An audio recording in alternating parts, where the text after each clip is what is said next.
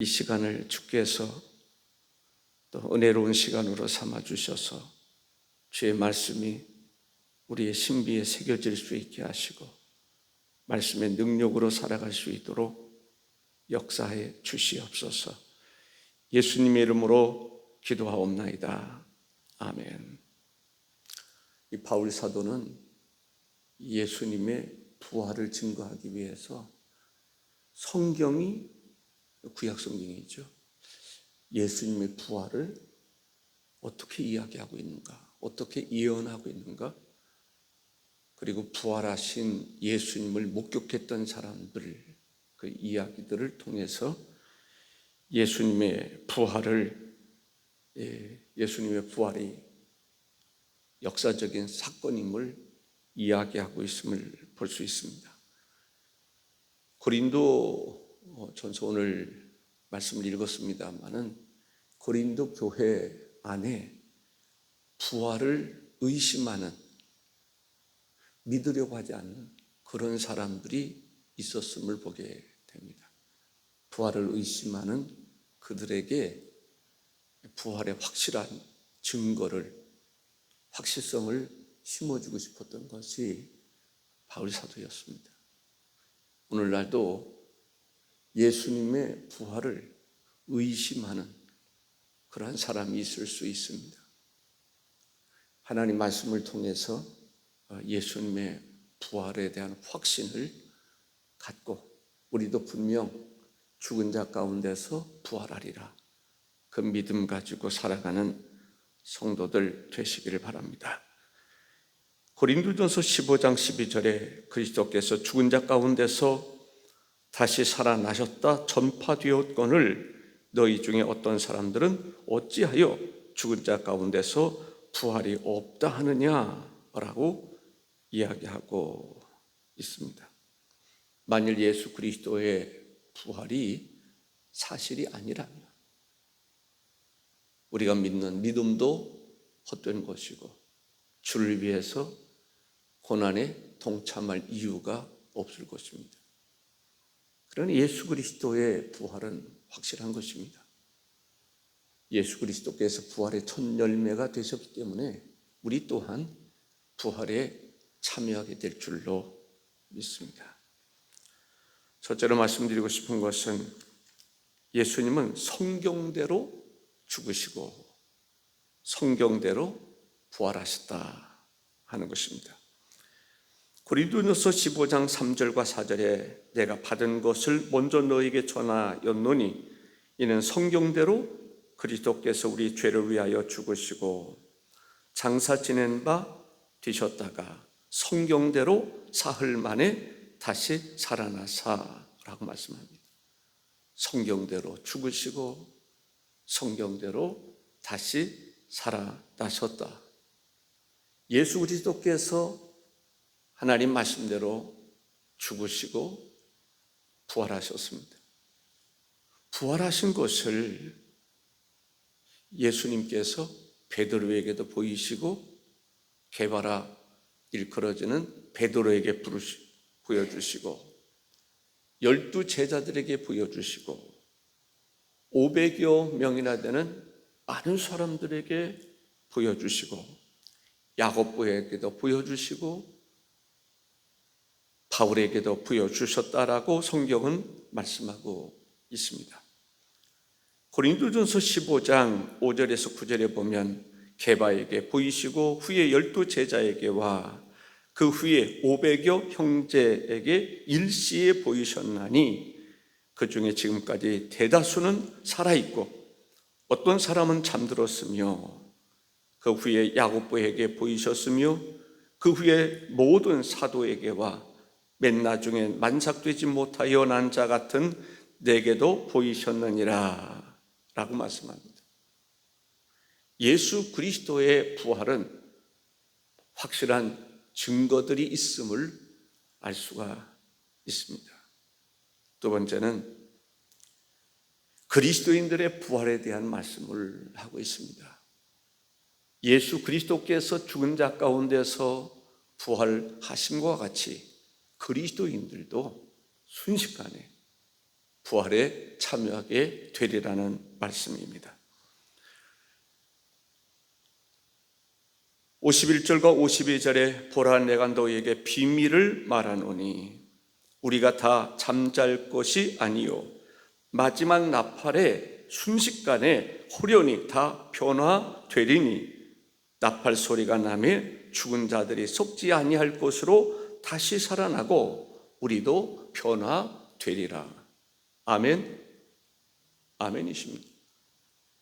예수 그리스도께서 재림하실 때에 죽은 자들이 살아나고 살아있는 자들이 주님을 영접하게 될 것입니다.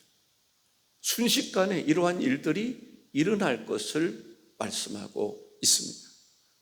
우주 만물을 하나님께서 창조하셨습니다.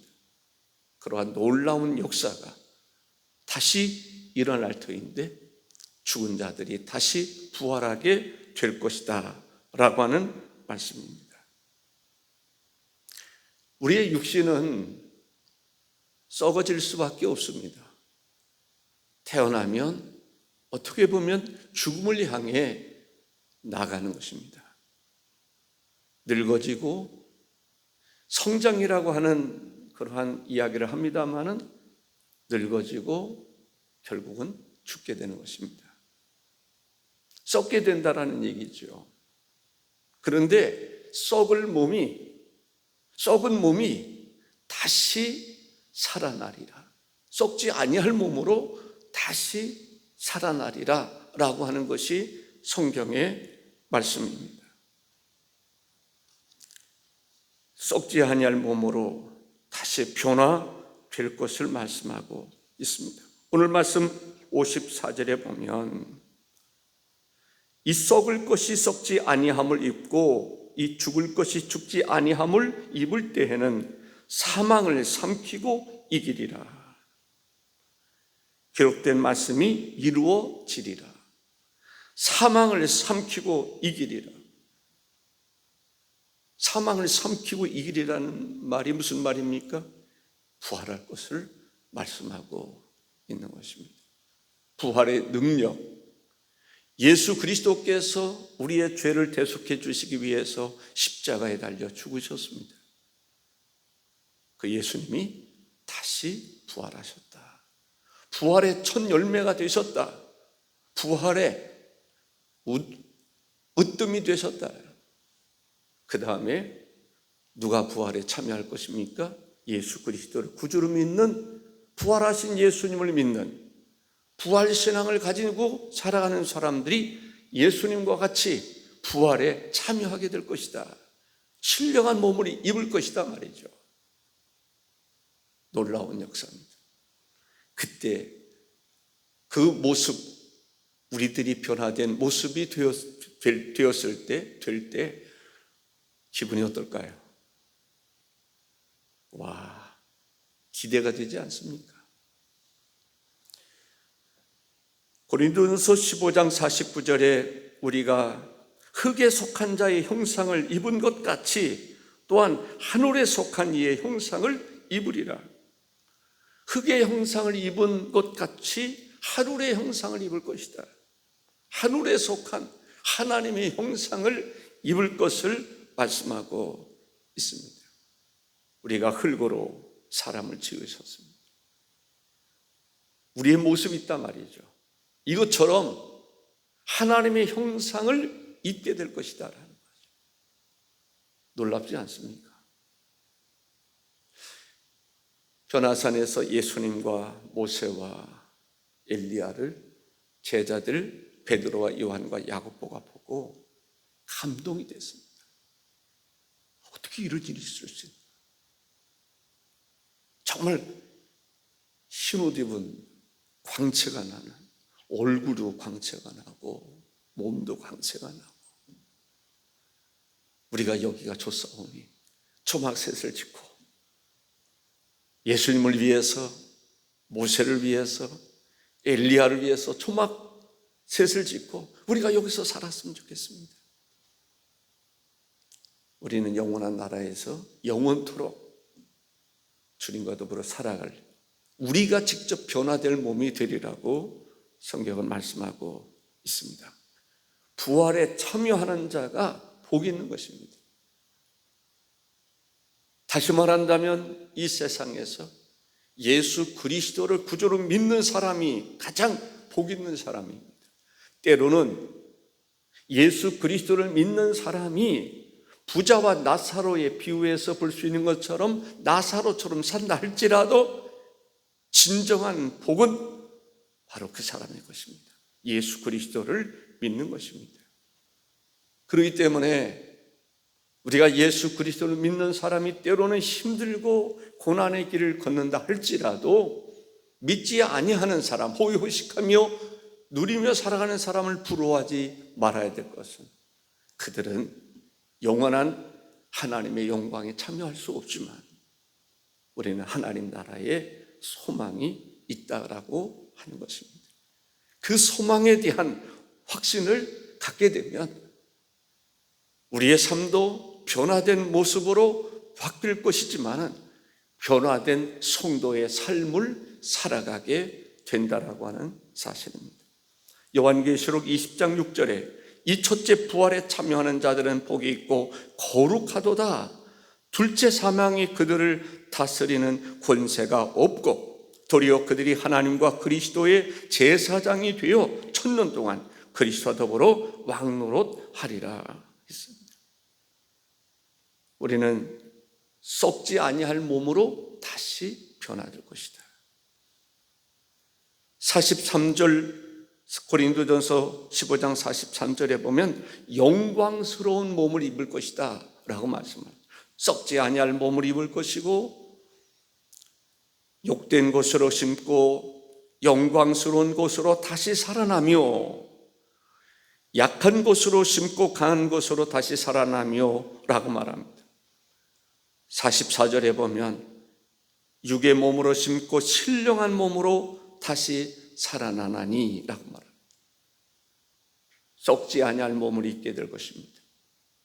영광스러운 몸을 입게 될 것입니다. 신령한 몸을 입게 될 것입니다. 바로 이 영의 몸을 입으리라 말씀하고 있습니다.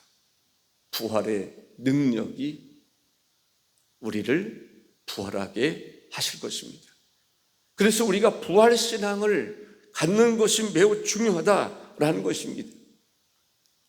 부활의 힘, 부활의 능력이 마가의 다락방에 모인 사람들에게 임하니까 사람들이 권능을 받고 담대히 하나님 복음을 증거할 때 사람을 낚는 어부가 된 것입니다. 하루에 3,000명이 죽게로 돌아왔다? 누가 그것을 할 수 있습니까? 부활의 능력이 되시는 주님께서 그 일을 행하신 것입니다.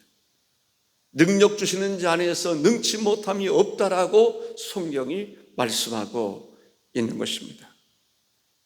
에스겔 골짜기의 마른 뼈들에게 하나님의 기운이, 하나님의 성령의 역사가 임할 때 큰 군대를 이루었다라는 것입니다. 예수 그리스도 죽은 자 가운데서 부활하셨고 부활의 힘을 우리에게 허락하시는 것을 보게 됩니다. 그것이 바로 성령의 능력이요 성령의 역사라고 하는 사실입니다. 예수님이 나는 부활이요 생명이니 나를 믿는 자는 죽어도 살겠고 무릇 살아서 나를 믿는 자는 영원히 죽지 아니하리라 라고 말씀하고 있습니다.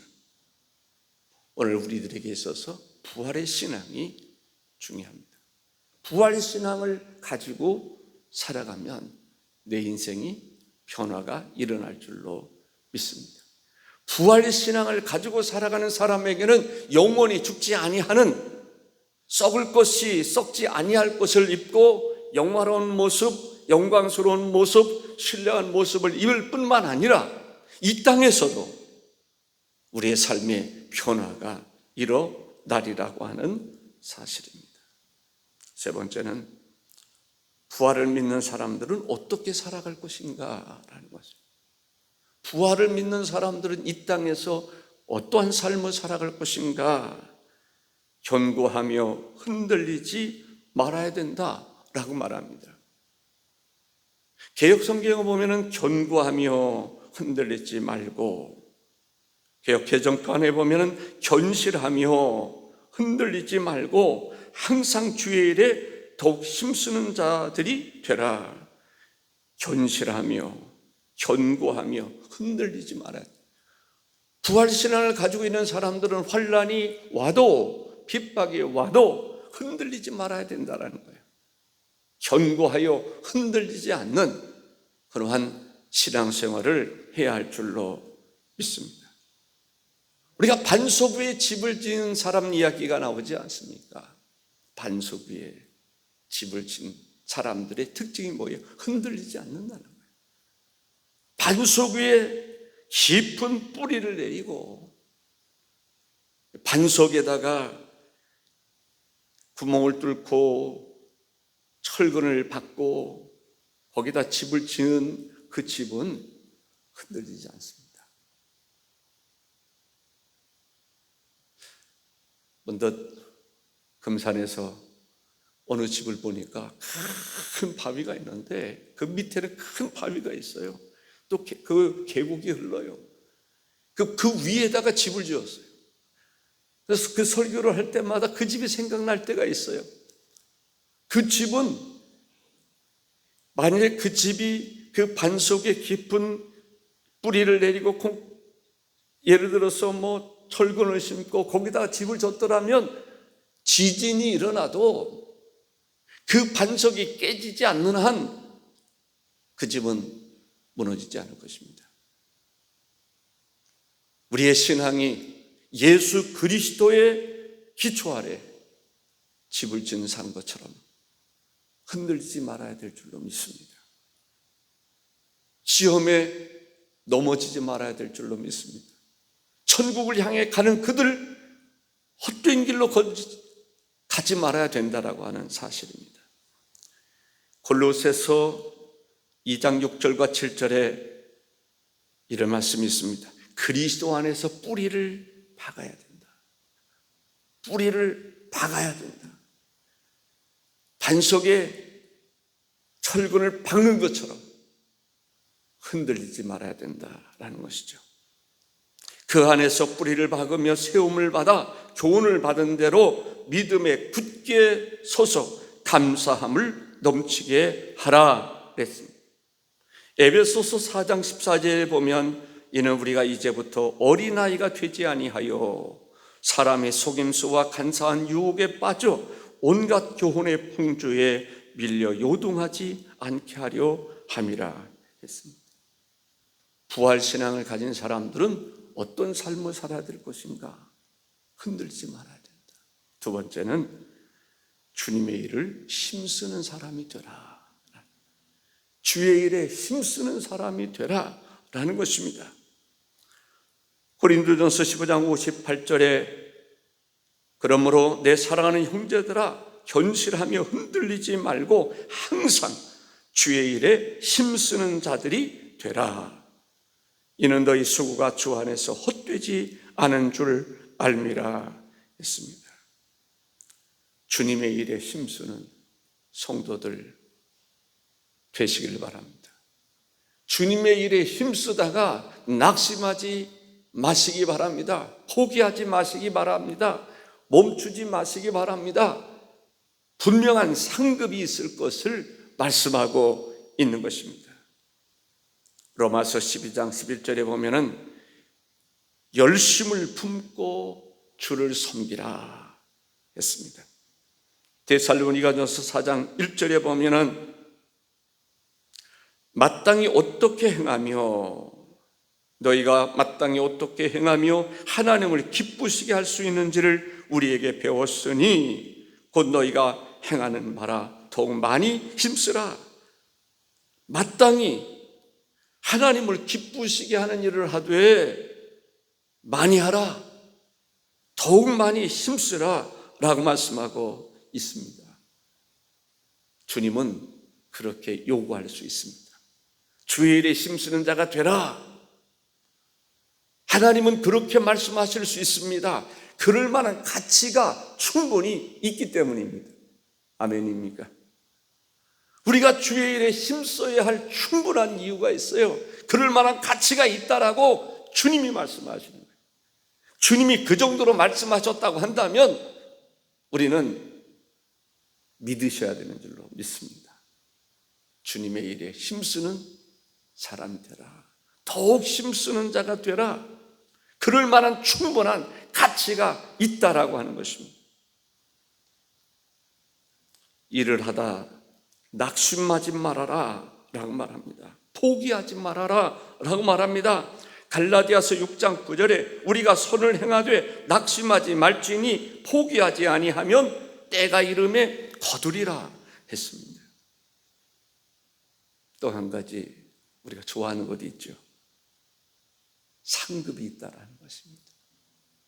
우리가 주의 일을 힘쓸 때 하나님은 그 수고를 결코 잊지 않으신다라는 거예요. 상을 베풀어 주시겠다는 거예요. 선물을 주시겠다라고 말씀하고 있습니다.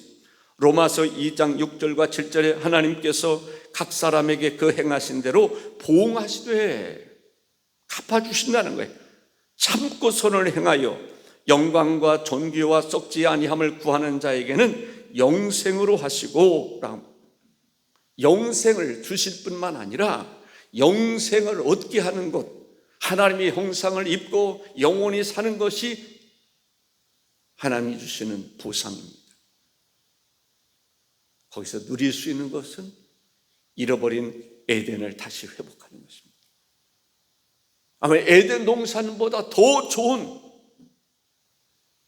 더 광대하고 더 깊고 더 오묘하고 더 신령하고 천사도 흠모할 만한 충분한 주님께서 우리가 있을 처소를 예비하러 가신다고 말씀하셨습니다.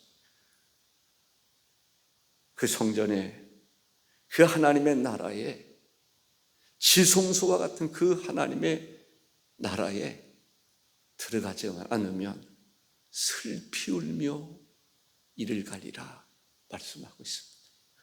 얼마나 좋았으면 슬피 울며 이를 간다. 영원히 슬피 울고 영원히 이를 갈 정도로 하나님의 나라는 그만큼 소중한 것입니다. 그 나라 잊지 말아야 할 줄로 믿습니다. 지옥에 가서 부자가 깨달았습니다. 우리 형제들 이곳에 들어오면 안 돼. 세상의 부귀와 영화 그것이 중요한 게 아니야. 하나님의 나라에 들어오는 게 중요한 거지. 여기 와 보니까 나사로가 얼마나 부러운지. 나사로가 물 한 봉을 내 입에다 떨어뜨릴 수만 있으면 그 물 한 방울이 그렇게 그리울 수 있는 것이 지옥입니다. 하나님의 나라를 유업으로 주시겠다 말씀하고 있는데 우리가 주 안에서 믿음에 견고히 서서 흔들리지 말고 주의 일에 힘쓰는 사람이 되어야 될 줄로 믿습니다. 누가 주님의 일에 힘쓸 수 있습니까? 힘쓰는 자가 될 수 있습니까? 부활의 신앙을 갖는 사람입니다. 누가 흔들리지 않을 수 있습니까? 부활의 신앙을 갖고 살아가는 사람들은 흔들리지 않습니다. 하나님의 일을 하다가 낙심하지 않습니다. 마지막 달려갈 길을 달려가는 것입니다. 마지막 순교의 제물이 된다 할지라도 정말 행복하게 살아갈 수 있는 것이 부활의 신앙을 가지고 있는 사람들입니다. 하나님의 은총이 우리 모두에게 함께 하시기를 바라고, 오늘 이제 천안에 교회 공동체가 같이 움직입니다. 아름다운 교회 공동체의 모습을 우리가 발견할 수 있으면 좋겠습니다. 서로가 돌아보고 함께하고 무거운 짐을 같이 나누어줄 수 있는 아름다운 신앙의 공동체, 교회가 옮기는, 이동하는 아름다운 모습이기를 주의 이름으로 축복합니다. 기도하시겠습니다. 존귀하신 주 하나님 아버지, 감사합니다. 부활의 신앙을 갖는다고 하는 것 참으로 귀한 일이 아닐 수가 없습니다. 하나님, 우리 모두에게 하나님 나라의 소망과 또 그런 가운데서 우리에게 주어진 삶을 온전히 살아갈 수 있게 하여 주옵소서. 교회가 믿음으로 살아가다가 낙심하지 않을 뿐만 아니라 이 땅이 전부인 것처럼 소망을 이 땅에 두고 종교 생활하듯이 신앙생활하지 않도록 하나님 역사하여 주옵소서. 예수님의 이름으로 기도하옵나이다. 아멘.